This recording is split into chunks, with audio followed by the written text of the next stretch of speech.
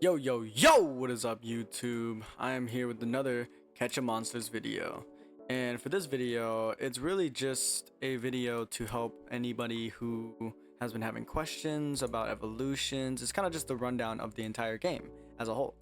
And this, instead of a dedicated video on like this thing, that thing, this thing, I'm kind of just going to give a summary on, well, everything about Catch a Monster.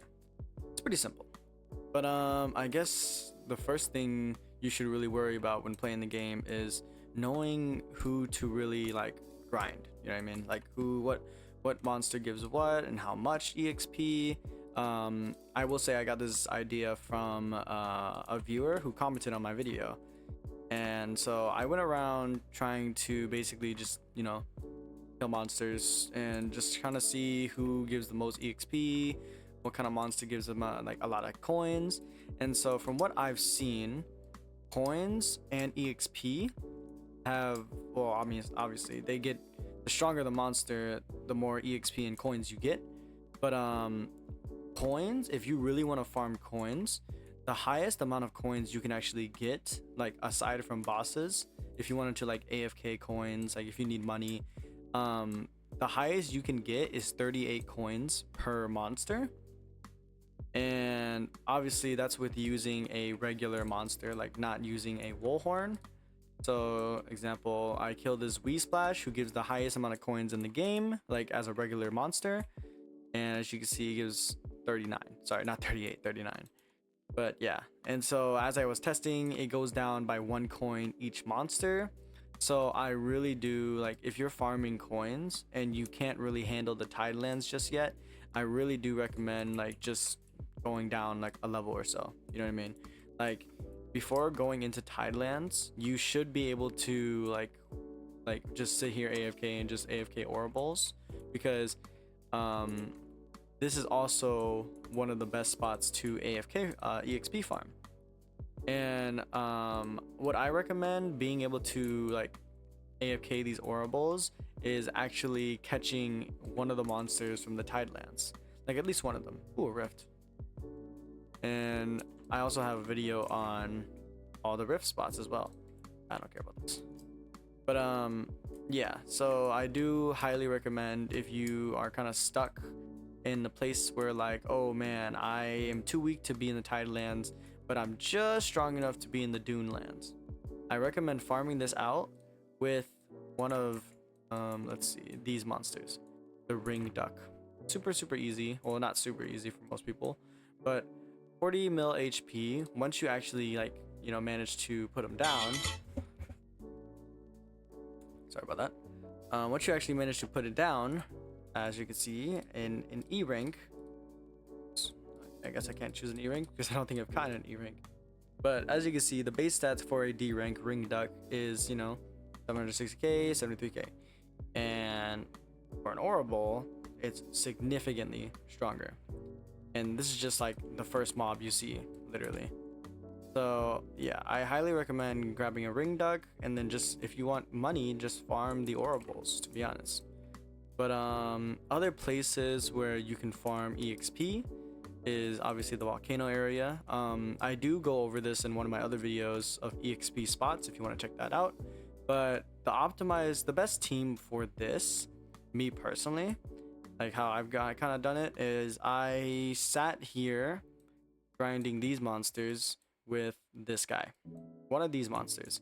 I had 2 of them at the time, and then my dragon, and I just sat here AFKing him until he got like pretty high leveled in order for me to start grinding the mobs over here. This is where you will get a decent amount of EXP. And like I said, this is where you can sit, and this is just kind of like an AFK, a nice little AFK spot, because they all kind of walk around in your area, and see? And they give a decent amount of coins as well. But like I said, in my other videos, you can definitely check them out to get a more in-depth kind of outlook on it. This is just me summarizing things. But of course, the monsters you want, like say for example, if you are just trying to get money, you want a full team of Woolhorns, because they have a special passive that allows them to give you 25% increase in coins. So for example, let's see. What can I even kill anything? Oh, let's see if I can fight these Oracles because they are level 1s. Let's see. Okay. So earlier I was getting what, like 36k or 36 gold or something like that. Ooh, we are gonna lose. Let me just.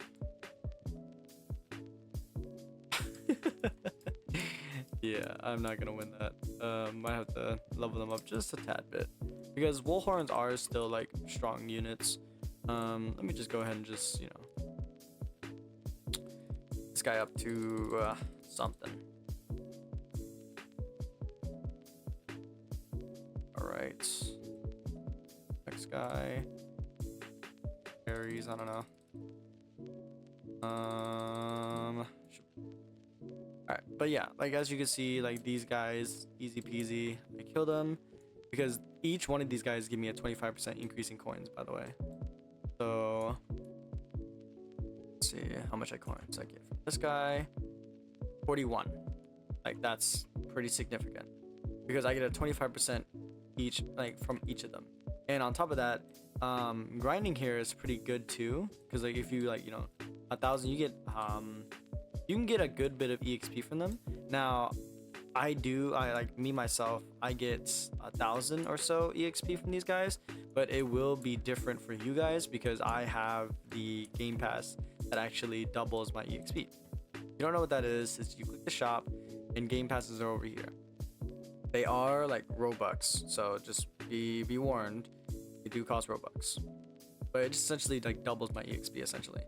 But if you're wondering if it's worth it, in my opinion, I think it is because it doubles your EXP, and on top of that, with an EXP potion, it'll double your double. You're getting like quadruple. You know what I'm saying? So yeah, I think it's kind of worth it, but you know, to each their own. And some other things that I want to cover that aren't really widely known is hatching eggs. So hatching eggs are really useful. For each boss that you kill, you have a chance at getting the egg that hatches the boss, like this Shade Knight. I recommend once you start getting like into higher tiers, like higher levels, and you don't know what to do, I recommend farming boss eggs because boss eggs are usually like they drop usually the strongest mobs in the game or monsters in the game. But another thing is you need specific items to actually evolve your pets. For example, say I wanted to make an Eclipse Knight. I would grab my Shade Knight. I need 10 Vitalium stones, and as you can see as in the description, a part of the Tide Vex embedded in the chest using it seems to command the tides.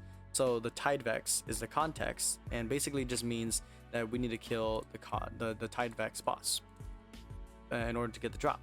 So for this, if you don't already know the formula, it is 3 gems each, and to increase the chance of the Eclipse Knight, I believe is water gems or ice gems. Let me see. Sorry, it's not ice gems, it's definitely water gems.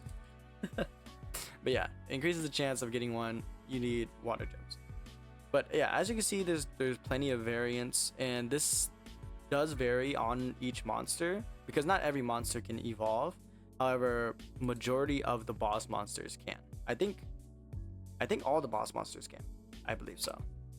But yeah, and as you can see, a lot of them require different things. Like this requires Stardust, and that's another good reason why you should farm bosses. Because if you look at my inventory, as you can see, Vitalium Stone, Ice Crystal, Bedrock Bracer, and Stardust Shards, and also Spirit Branch Herbs.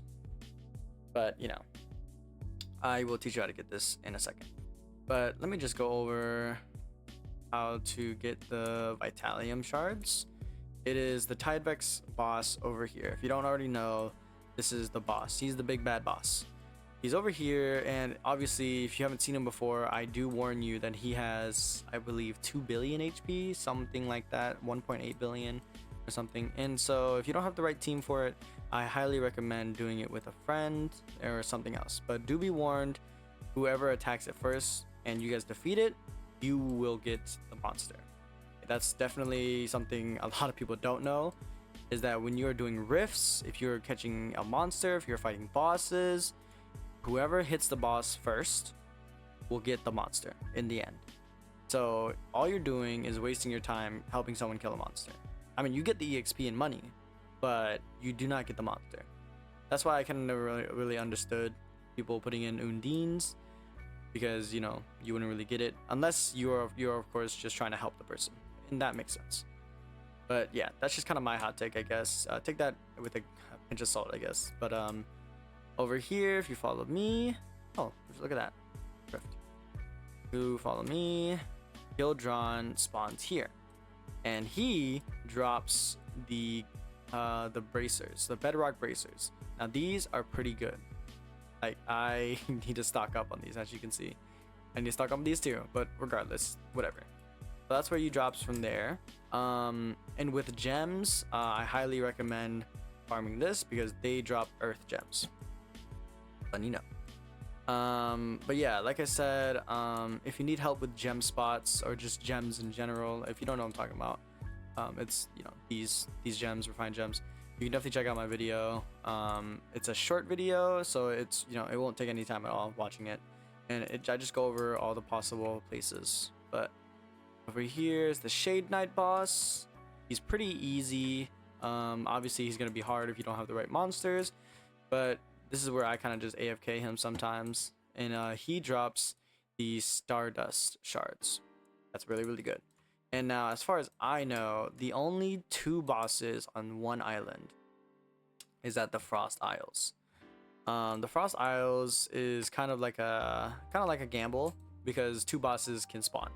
They don't spawn at the same time, but 2 of them can spawn. And if you don't know what I'm talking about, then let me just show you. So the Glazodon boss, he spawns here. If I haven't, yeah, Glazodon boss, he spawns here.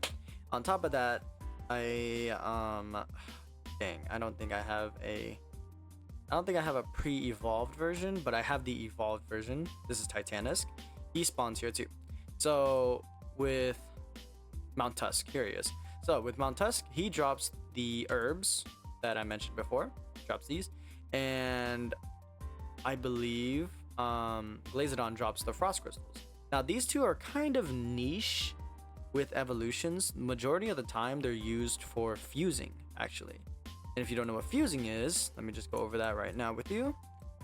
Fusing is a way for monsters who are already kind of at their peak to get even stronger.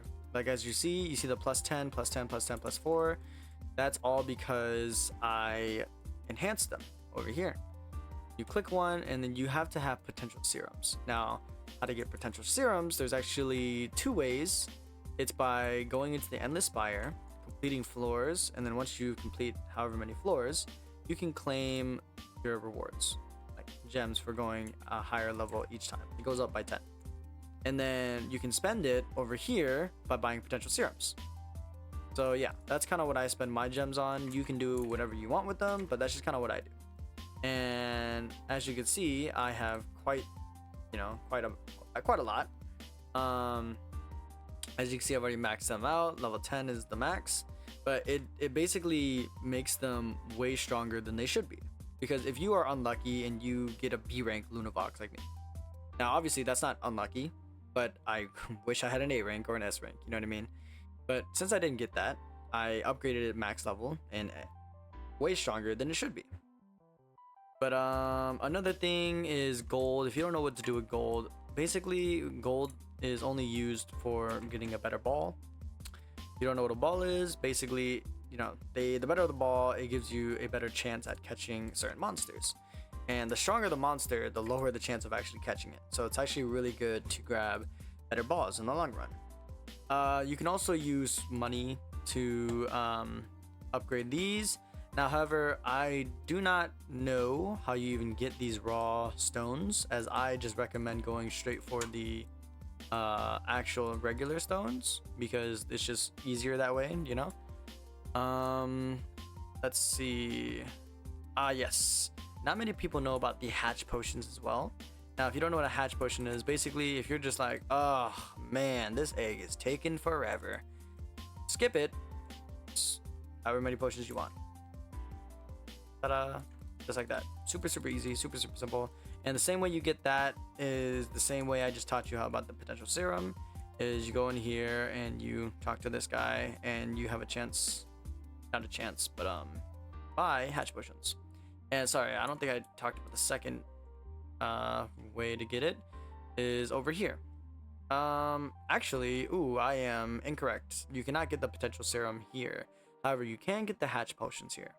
So that's, it's still good. But let's see.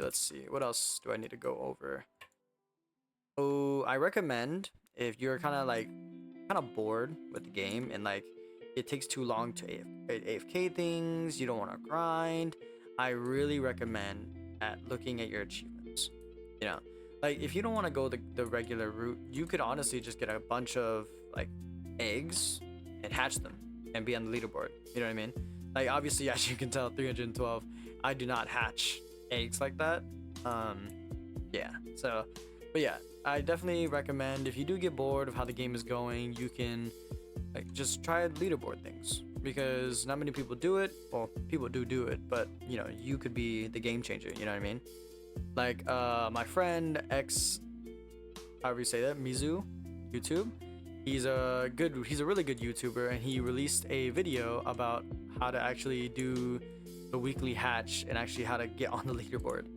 So you should definitely check that out. And let's see, what else should I go over? Mounts, I guess I should go over mounts. So the only flying mounts is the Dustwing, this guy over here, and the Dragon. Dragon is with Robux. This guy, you need a ton of Endless Spire gems, but he's not worth it, trust me. And this guy, Dustwing, is only found after killing a ton of enemies in Duneville Isle. So you really have to AFK for it. But if you can't beat the boss here, I don't recommend going for the Dustwing because the Dustwing is just a tiny bit weaker than Gildron, the boss. So if you can't beat the boss, you probably can't beat the Dustwing. Let's see. Another thing I learned is admin abuse. When you see that on like the game and you just kind of see how like, the game says admin abuse and you're getting a bunch of like EXP buffs and there was an update. It basically just means you have a chance at getting a bunch of free gifts by just being in the game because admins are going around giving free gifts and this and that. So yeah, so if you're in an admin abuse event, then I recommend just sitting in a public server and just you just get gifts. You know what I mean?